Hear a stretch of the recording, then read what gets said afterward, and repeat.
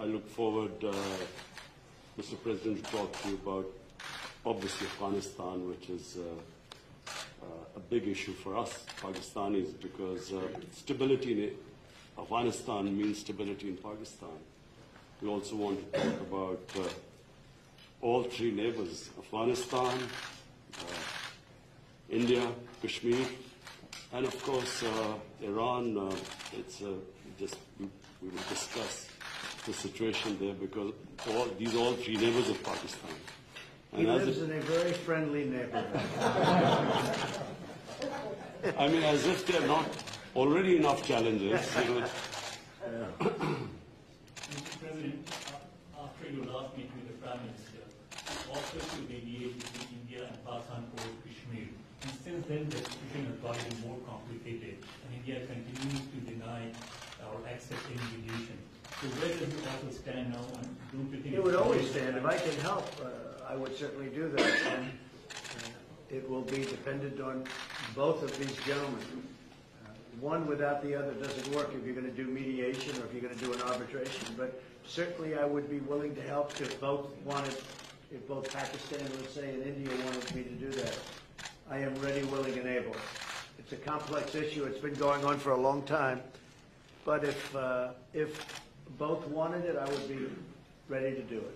Mr. President, but the only thing is, reverting back to my question in the Oval Office on Kashmir, yes. You know, the thing is, you are asking both the parties to accept and agree.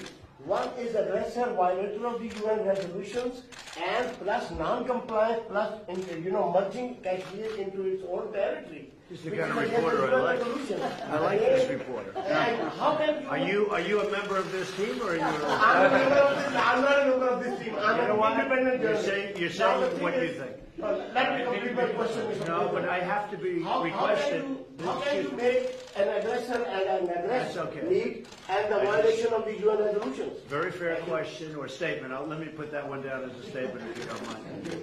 But you're right. You have to have two parties that want to agree, and when they come, and at some point India may come. I have a very good relationship with Prime Minister Modi. I have a very good relationship with Prime Minister Khan. And if at any time they say, we have some points that we think we can maybe iron out, I think I'd be an extremely good arbitrator. I've done it before, believe it or not, and I've never failed as an arbitrator. I've been asked to arbitrate disputes, pretty big ones from friends, and I've done it in a good, successful fashion. If I can be of help, you know that. If I can be of help, let me know. But you'd have to have the assent also from the other side. Mr. President, Mr. Johnson has now called for a new deal, just moments ago, for a new Iran deal. This is the first time he's called for that. I wonder what your reaction to it, and have you discussed that with him? Well, I think that's why he's a winner. That's why he's a man that's going to be successful in the UK, and I think that's good. You're talking about Boris, yes, right? Boris is a man who, number one, he's a friend of mine, and number two, he's very smart, very tough. And he does want a new deal, because the other deal was ready to expire. It was a very short number of years left. All that money paid and wasted. You didn't have the right to inspect the appropriate sites. You were looking at sites that would never be used to create nuclear. The sites that they would use, we weren't allowed to inspect. What kind of a deal is that? And ballistic missiles. They're allowed to test ballistic missiles and other things. But one of the biggest things is the fact that the agreement is going to expire in a very short number of years. And what kind of a deal is that? We're dealing with countries. You have to go long term. So I respect Boris a lot, and I am not at all surprised that he was the first one to come out and say that. Mr. President, this is the first time. Mr. President, this is the first time. This is the first time. This is the first time. So this is Jazeb Ali from Airline Industry, Pakistan. So this is the first time we get honest leadership like you in America. And in past, I agree with that. This is the first time you've had so in past, we've had a lot of dishonesty, and they've treated Pakistan very badly. So in past, people in my position have treated Pakistan very badly. So in past, I think that I wouldn't say Pakistan has treated us too well either, but maybe there was a reason. And in fact, I think there was a reason for it. So in past, you have said that you don't trust Pakistan. So when we have honest leadership, I trust Pakistan, but people before me didn't, but they didn't know what they were doing. So it's just one of those little problems in life. You know, you know what I do? I trust this gentleman right here, and I do trust Pakistan. I know I have a lot of Pakistani friends living in New York. They're smart. Great negotiators, by the way, in case you had any questions. They're among the toughest negotiators in the world. So you are bringing peace. And you know what? It's all going to work out. But if I can help, I'd like to help. But I don't think you've ever had a president that felt the way I do, in a positive way, about Pakistan. I don't think you have. I've looked back and I've seen where it was.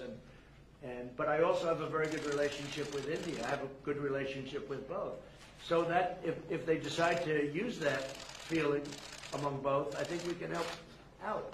But this has been a long-standing, this has been going on for a long time. So you're... Mr. President, yesterday on Shared the Stage with PMO, he alleged that Pakistan is the hub of terrorism. Do you endorse that, or do you disagree with that? Because you said that Pakistan has made a lot of terror. Well, I really have been pointing much more to Iran.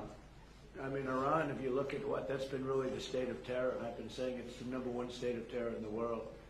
And the agreement we had does not cover that. It was not doing well. It was doing very poorly. And now Iran is doing very poorly. Iran is a different place than when I took over. When I took over the United States, when I became president, Iran was a real threat to the entire Middle East and maybe beyond. And now they're having very, very big difficulties, to put it mildly. So we'll see.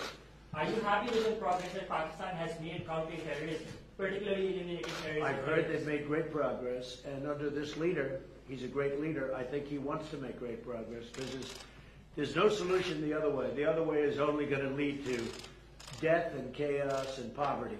It's all it's going to lead to, and he understands it. The Prime Minister understands it. Are you concerned about the human rights situation in Kashmir? About which? Human rights situation, human rights Sure, violations. I'd like to see everything work out. I want it to be humane. I want everybody to be treated well. You have two big countries, and they're warring countries, and they've been fighting. And I mean, I heard a very aggressive statement yesterday. I don't have to say that. I was there.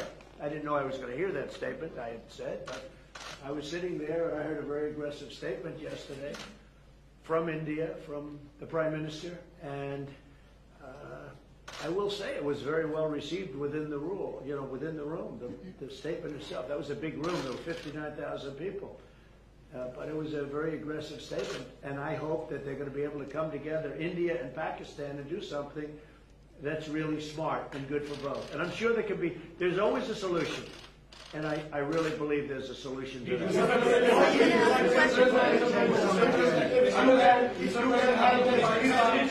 You might find a Nobel Prize. Mr. President. You've asked one already. Go ahead. Quickly. Make 1 second statement. Now, if you can solve this outstanding issue of Kashmir, very likely and definitely you will be deserving a Nobel Prize on that. I think I'll get a Nobel Prize. How about that? I Mr. think I'm President, going to get a Nobel Prize for a lot of things if they gave it out fairly, which they don't. Mr. President. They gave one to Obama immediately upon his ascent to the presidency, and he had no idea why he got it. And you know what? That was the only thing I agreed with him on. Mr. President, last time. Mr. Prime Minister, would you like to raise the issue of curfew, lockdown, and the atrocities in Kashmir before President of America? You know, Mr. President, I was going to raise it in private, but it needs to be said that for 50 days, 8 million people are under siege by 900,000 troops. And it's a humanitarian issue, and so I was going to say that were you supposed to meet Narendra Modi now, I would have asked you to at least lift the siege. I mean, it's a huge humanitarian crisis taking place. Okay, so we're going to be talking about that We'll in a little discuss while. that. Mr. Prime Minister, what are your expectations from American President about the Kashmir issue? My expectations, President Trump heads the most powerful country in the world, and the most powerful country in the world has a responsibility. And you know this, you very kindly wanted to mediate in this, and you also said that both of us, India and Pakistan, has to agree to mediation. But unfortunately, India is refusing to talk to us. So in this situation, I feel that this is the beginning of a crisis.